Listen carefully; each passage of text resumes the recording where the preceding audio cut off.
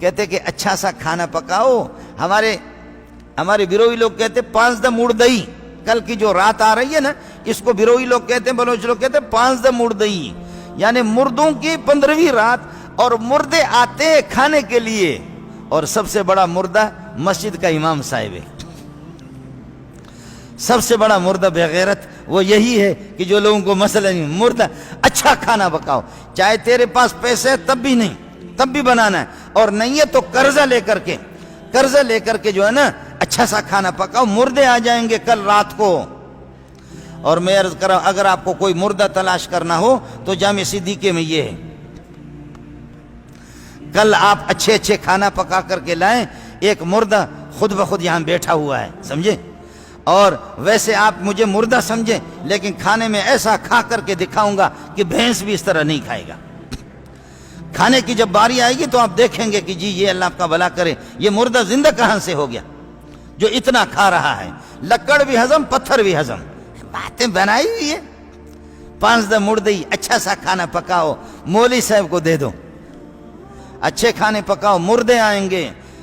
اگر کسی کا ابا مرا ہے وہ بھی آئے گا, امی مر گئی ہے وہ بھی آئے گی, دادا مر گیا وہ بھی آئے گا, دادی بھی آئے گی, نانی بھی آئے گی, سارے کے سارے آئیں گے. اچھا کھانا پکانا, آئیں گے وہ. اگر وہ آئیں, وہ تو نہیں آئیں گے, لیکن مولوی منظور آئے گا, ضرور آئے گا. امام صاحب مسجد کا جو ہے نا وہ ضرور آئے گا. ہے کیا مشہور کیا ہے, کھانا اچھا پکاؤ. کل اچھے کھانا پکا لینا, مردے آئیں گے.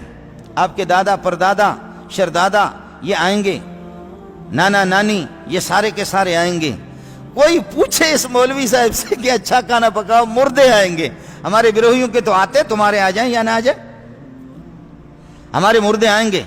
سوال یہ ہے وہ مردے تمہارے اللہ کے مہمان ہے, جنت میں ہے یا جہنم میں ہے؟ تیسری دنیا نہیں ہے کوئی, وہاں تیسرا صوبہ نہیں ہے, 2 صوبے ہیں.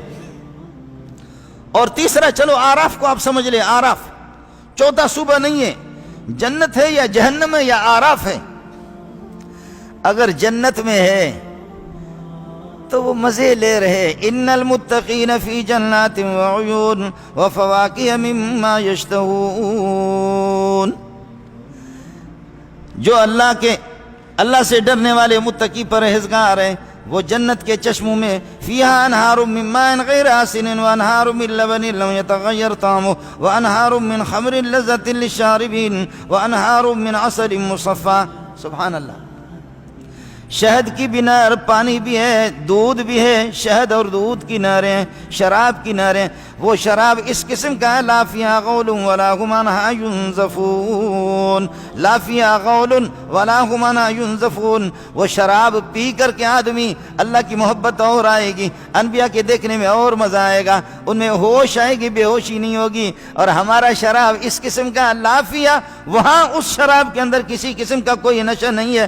دنیا والی شرابوں میں نشہ ہے. نشہ پی کر کے کہتے ہیں نشہ لگایا.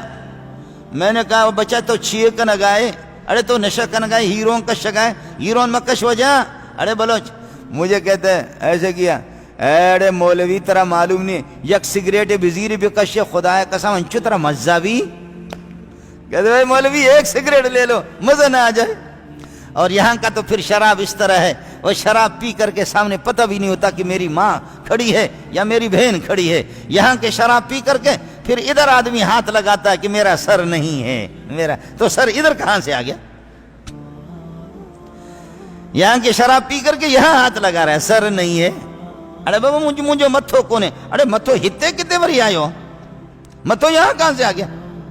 اگر وہ مردے تمہارے جنت میں ہے تو پھر ان کو تمہارے مرچ والے کھانے کی ضرورت کیا. یہ مرچ والا کھانا مولوی کو کھلاؤ جو جنت سے نکل کر کے تمہارے کھانے کے لیے آیا ہوا مسجد میں. اگر وہ جنت میں ہے تو پھر یہ مرچ والے کھانے کی ضرورت ان کو کیا ہے.